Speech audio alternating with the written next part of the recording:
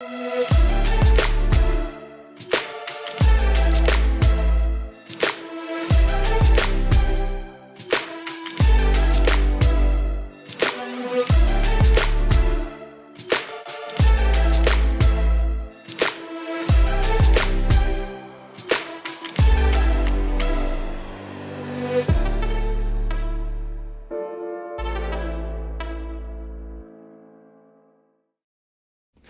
are meeting today once again at the Meeting of Minds conference in Amsterdam, and right now we are hosting Dr.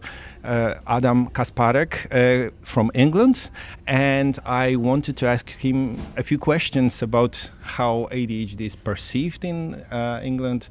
Is it easy to get treated for ADHD?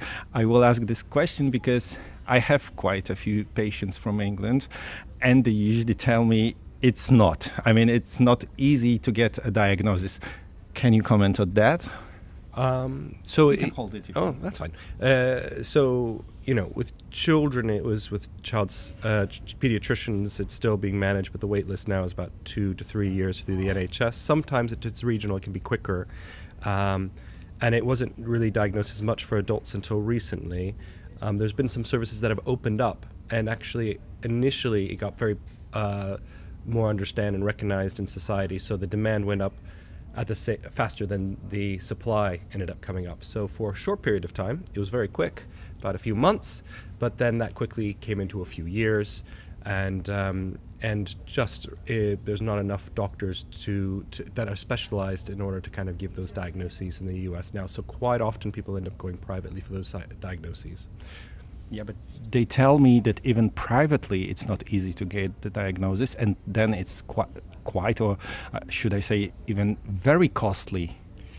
It's varied. So I guess the point is there's no centralized way to find someone. So most people who are mainstream that you find on the website quickly, they will be booked up, and they will be for a long period of time.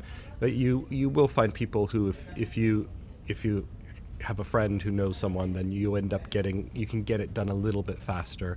But quite often my experience is that if I run into someone and I tell them I won't be able to see them for 6 months or a year, they end up kind of going away and then coming back 6 months to a year later saying, but can you do it now? And I'm like, well, you had to tell me about that before. Yeah, but yeah, it's I'd say a patchwork. It's still working a system to try to make sure that they get seen quickly. Yeah.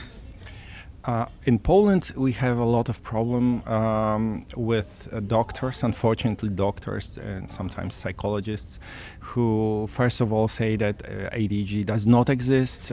Secondly, even if it does, they don't know how to treat ADHD. And thirdly, should I say, they don't believe in medication, or at least they think that stimulants are not the right way to get treated. Do you see such a problem in England? Does it happen that your patients tell you that they were not treated but consulted by a psychiatrist or a psychologist who said that do not get treated with stimulants because it will do you no good? So I think there are a lot of, thoughts and myths that people have had in the past about stimulants, that they can be addictive and they can cause problems, and that there's worry about drug-seeking behavior. And I think that, like I said, it's kind of opened up in the UK in the last maybe 5-10 years, that there's much more knowledge about these experiences, and that's becoming less of a concern by people as a whole.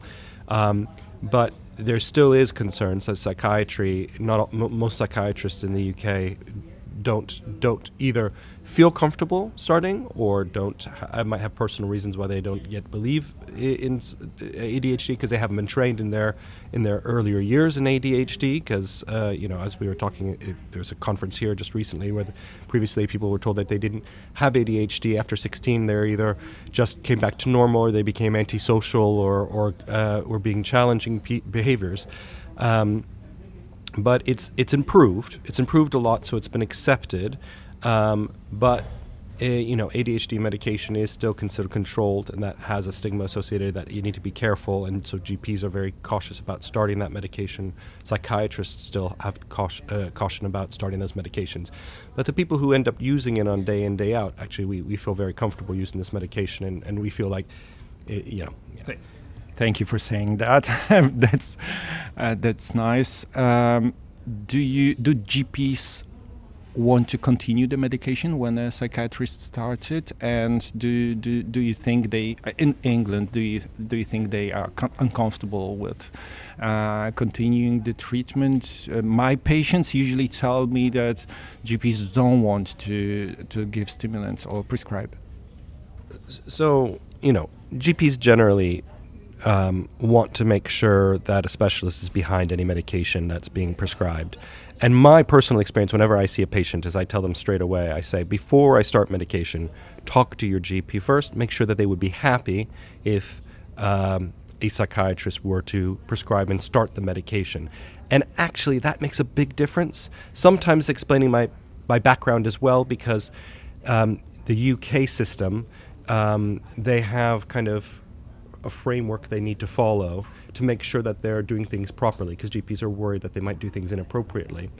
And so they have places that they have agreements to do shared care agreements with reputable doctors who they feel would do an appropriate assessment, because sometimes people do worry, there's still the worry that people might be getting a diagnosis and it might not be done thoroughly. So there are services that do the ADHD assessment. So I'm linked into one of those networks, and so I usually tell my client, please also tell them that I'm linked in with this service, which actually has been accepted by, throughout the country, a lot of different GPs. And if you let them know in advance, GPs will feel more comfortable instead of going to them and say, hey, I just saw a private doctor who gave me this, can you give this to me now, please? And kind of make the GP feel like they're being forced to do it without being involved in that discussion. That's a good pointer, a very good pointer.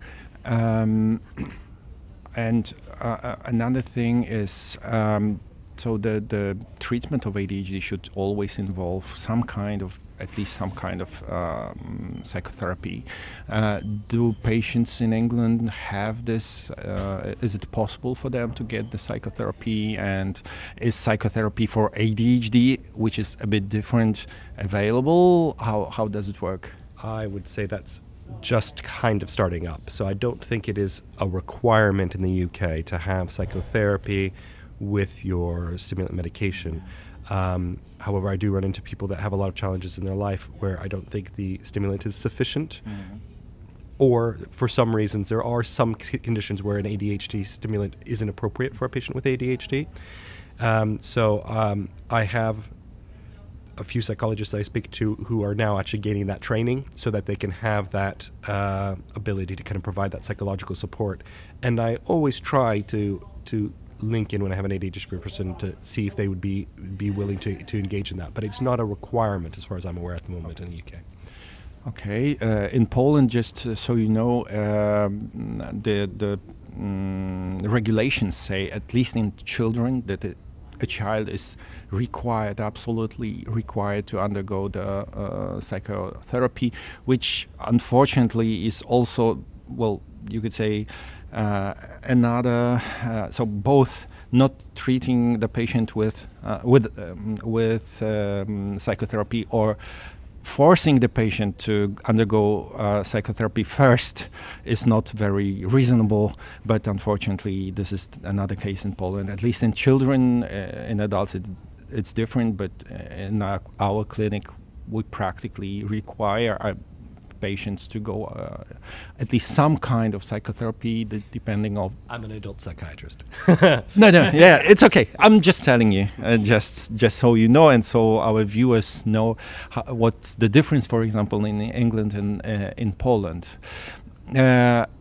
Do many patients, or this wave of new diagnoses, does it come up, and or has it already been up for some time in England? Because in Poland, I think we are in the middle of a wave of diagnosis, and we don't know how high it will go, but at least right now there are many patients, also thanks to the channel, who, well, you could say diagnose themselves, but then come for the proper diagnosis to a psychiatrist. What does it look like in England? Has it been up for some time, or maybe it's going down now? So I guess you're talking about the total number in the UK. So that, when I was going through my training, actually, the focus in the UK was actually following not the DSM criteria, but the ICD-10 criteria, which is for hyperkinetic disorder. So actually, the diagnosis, the percentage would be a lower percentage than the ADHD, and people weren't diagnosing ADHD in the UK. There's, of course, a move now to where we're going to give diagnosis for ADHD. So there's going to be a probably 3- or 4-fold increase in the amount of people who would meet those criteria. And so those people wouldn't have been diagnosed before. But we probably do, by epidemiological data, know what percentage we would think of the population would meet the criteria for ADHD. Probably aren't there yet. I think there's a separate thing there, which is about whether we've diagnosed everybody and everybody who's come in. There are some people who do come in who I don't give a diagnosis of ADHD to, and I think that we have to be careful about people who give themselves the diagnosis. I think it's very healthy for them to get an appropriate assessment, and I usually tell in the beginning of my assessment as well, just to be very clear, I'm going to be asking you these questions. I need to get enough information from you to make sure that I'm confident that this is actually ADHD. And even if in that session I don't get that information, doesn't mean you don't have ADHD. It means that we just didn't get that evidence that day.